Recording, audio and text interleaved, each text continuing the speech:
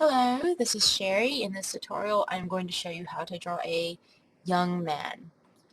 You start with a loose circle, and at the bottom of the circle, you're going to draw the outline of the man's jaw, bone, and chin. It's very geometrical. Again, with this, as in all faces, you want to get your proportions done correctly, and that's what these lines are for. And I didn't like the proportions there, so I'm moving them over and erasing them. You can do that too. If you don't like how your proportions look, if they don't look balanced, move them over. Drawing the eyebrows on the top line next to the eyes. I'm drawing very geometrical eyes because masculine features are often very geometrical in nature and in art. And of course, you saw me drawing the nose, base for the nose and the mouth. Top of the ear lines up with the eyebrow, bottom of the ear lines with the nose. I'm re re-outlining, if you could still call it that, the outline of the face. You can see I made a little indentation where in between the eyebrows and the eyes. That's to show where the cheekbone and the brow bone go on the skull. And really quickly just throwing in the pupils for the eyes as well as the crease for the upper eyelid, and I'm going to give this gentleman really big V-shaped eyebrows and the neck, as well as some basic anatomy like the collarbone there.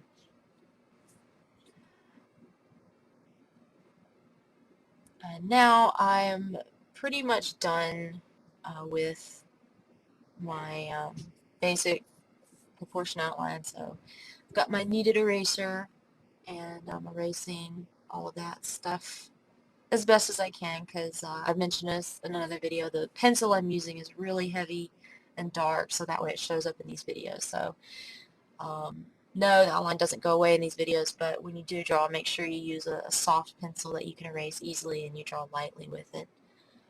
So I'm going to get to work on these eyes, starting by outlining them, also the nose, putting in the nostril and then the bridge of the nose, giving more and more definition to this face. A little bit of the ear there. I think I will do a tutorial on the ear if I get enough interest in these pencil drawing tutorials. I may teach you guys how to draw an ear.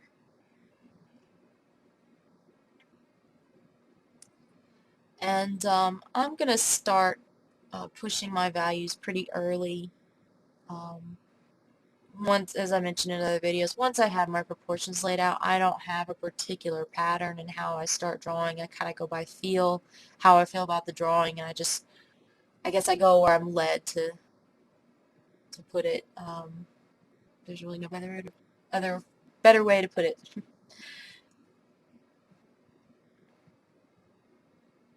And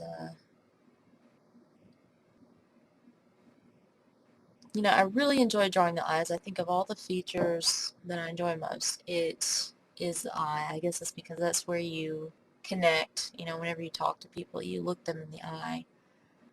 That's where a lot of expression is made in movies. It always shows the character's eyes. And I just realized that this gentleman's right eye looked a little funky. He kind of looked like he was cross-eyed there, so I'm going in to fix that. I erased it and fixed that proportional issue. There. That's a bit better. Really pushing values on those manly eyebrows. And I'm going to put in the hairline now.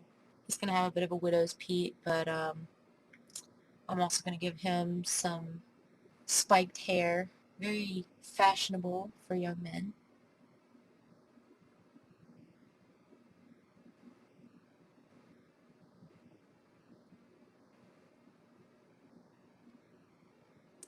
And I always like to make the sides of the hair the darkest because all that hair is condensed, so that's usually where it's going to look darkest.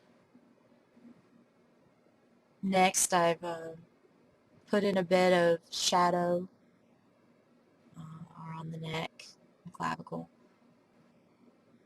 And now I'm getting to the cheekbone. Now, I find one of the fun things about drawing a masculine character, masculine anatomy, is it's very geometric and you can really push the lines. There's more, it's not as soft or subtle, so I think in some ways that may be easier for people. I used to enjoy just drawing female characters because of their subtlety, but now I've gotten to the point where I enjoy drawing masculine people or masculine characters because I get to really push those definitions, like especially when it comes to the skeleton. You've got protruding cheekbones, brow bones, chin, and it just looks really awesome. You can get away with a little bit more in that regard. So, if you have a hard time with drawing circles, but you like drawing squares and lines, you might have an easier time drawing male characters.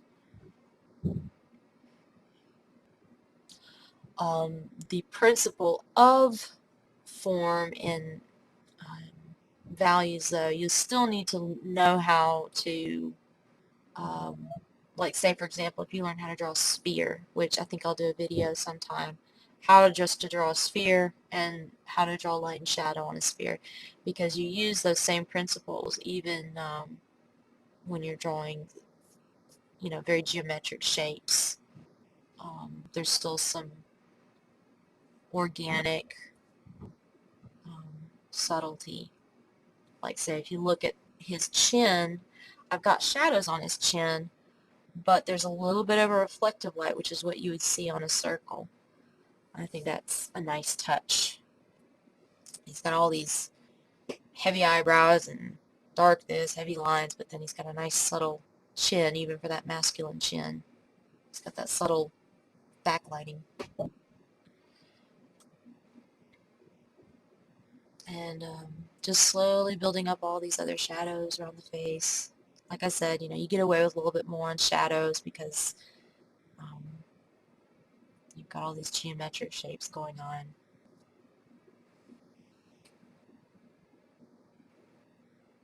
And I really enjoy drawing the skull. So, you can draw more protruding skull, or like in my college classes, the teacher called them the bony landmarks, and that would have been your cheekbone, the brow bone, the chin, the jawbone, and you can just really push it, and it comes out looking really good. And I'll say it again, even if you get tired of it. As you can tell, I don't mind talking. This is how, I teach class to junior high students. This is how I usually talk to them.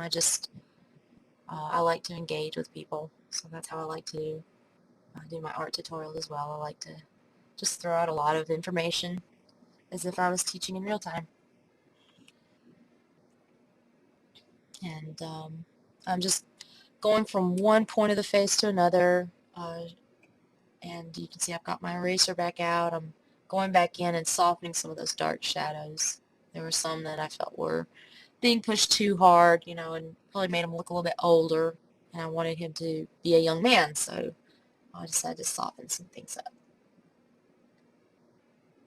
Give the illusion of youth. Like right here. That was a good shadow for the little wrinkle there by the mouth. It was a little too heavy, and it made him look a little bit more aged.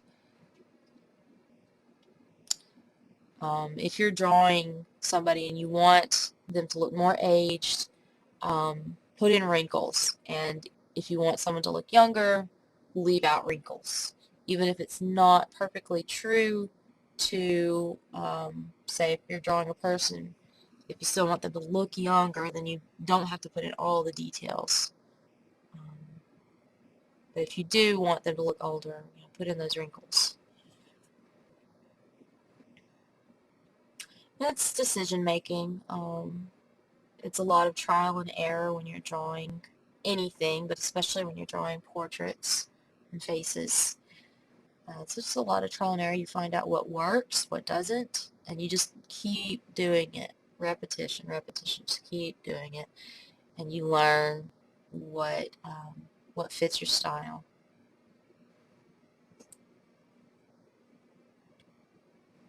That nose is coming along really nicely. I'm happy with that nose. I'm going to soften the bridge of the nose a bit. That was looking a little too heavy. And a little bit of the lower lid there too. I'll soften that a bit. Put a little shadow on the outer lower lid.